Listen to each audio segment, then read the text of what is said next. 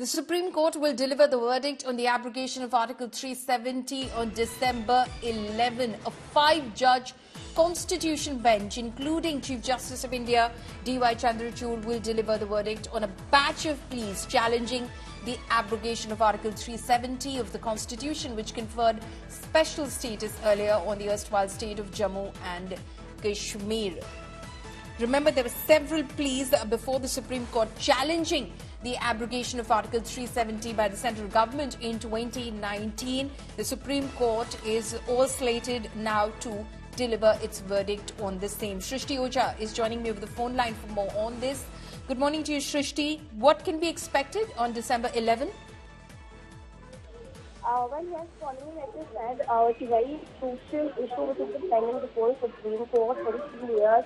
The Constitution bench finally took up the matter. The Constitution bench, in fact, was headed by the Chief Justice of India DY Chandrachud himself.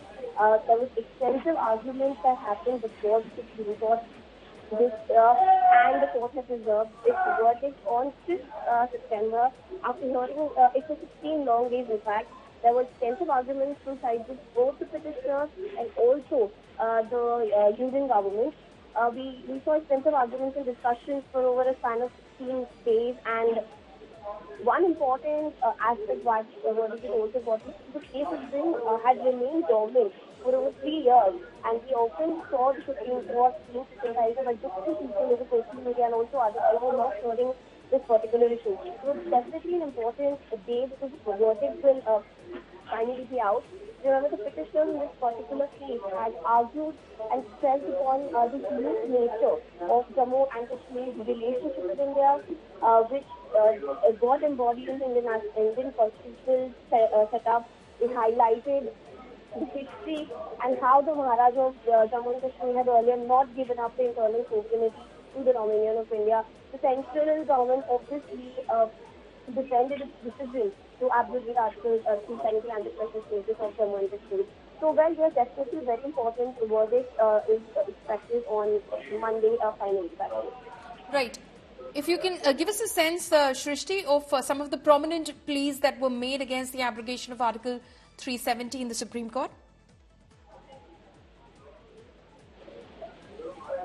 Well, yes, like I said, the petitioners had highlighted and stressed upon the unique nature of the state and Jammu and Kashmir's relationship with India even in the past. The petitioners had argued that, when the power to make laws definitely was relating to foreign affairs, communication and defense, it does lie with the union government, even as per the instrument section, the internal sovereignty of Jammu and Kashmir. This basically provided that the powers to legislate on all other matters, it still remains with the Maharaja. They argued that Article 70 basically had become permanent. It was no longer temporary provision for the dissolution of the Constituent Assembly that the union government could basically not have abrogated Article 370 the way that it did.